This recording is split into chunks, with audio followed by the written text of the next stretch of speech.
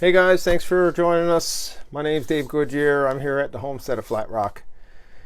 Before we begin, just a few bookkeeping items. Please follow along on our Facebook page. Reach out and follow us on the other social media networks, Twitter and Instagram at FR_homestead, and on YouTube at the homestead of Flat Rock. Today I'm going to talk a little bit about garlic bulbils. So this is a project that we started about a month ago actually now, and it's actually worked out really well. I was a little leery about how long the bulbils had been stored because they've been vernalizing for quite some time in the refrigerator, and of course being part of last year's crop, they were actually bulbils from last summer, so you know they're viability questions where they're not actually seeds and they're more like little tiny cloves. So surprisingly, they've actually been really good, and I haven't gone through and counted germination rates on all of them, but the Russian Reds germinated at least 75% from what I can tell, which is really good. How are they doing? Well, let's just do a quick preview of all of the bulbils. I'm going to try to keep the camera nice and steady. So you can see, here we are up here. And these are the Colorado Blacks, the turban garlics, and varieties of porcelains, and it's all garlic. And along the front wall of the greenhouse over here, you can see we have 25 trays all together. Lots of garlic and lots of good germination. So today I want to do an inspection, I guess, on how well they've rooted. Not something that I would normally do on seedlings, but in this particular case, we actually have a lot to spare. So every one of these guys will eventually become a round, and then the round will graduate to a, hopefully graduate, as long as it vernalizes properly, to a small clove, and each one of these can be harvested and propagated. But for now, I want to see how well they're rooted. The idea here is to be able to propagate the whole tray. So you see that the trays are actually down in these web trays are down in the white trays.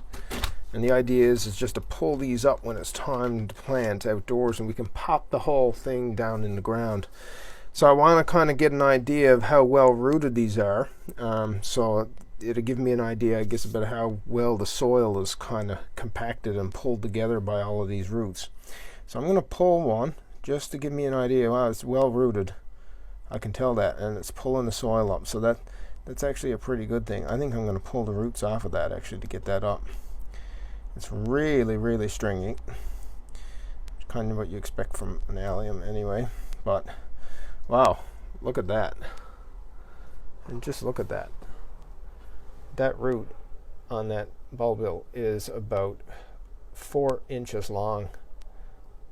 So every one of these, I could feel these snapping. So that soil is going to be pretty much, I would say, all bound together by these bulbils. And look, I can pull these up.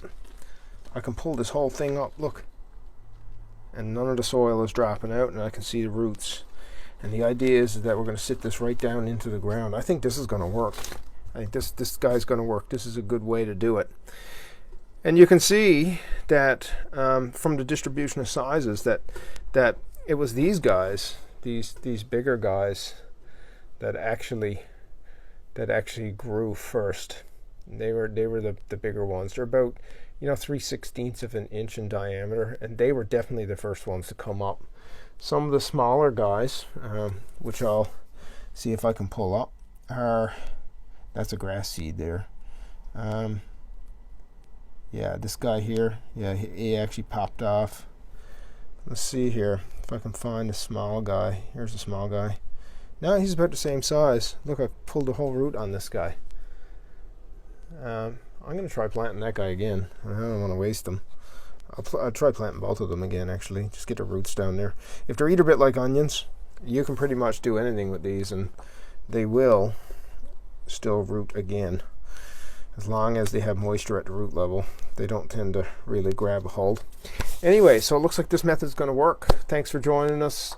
Follow along, and we'll see where the Bulbil project goes. Almost 15,000, I think, now is what we have. We've had a few that haven't come up, but in general, we're kind of moving along with it, and we have quite a few that have germinated really well. So I think this project's going to work out really well this summer. We'll see what happens. Thanks.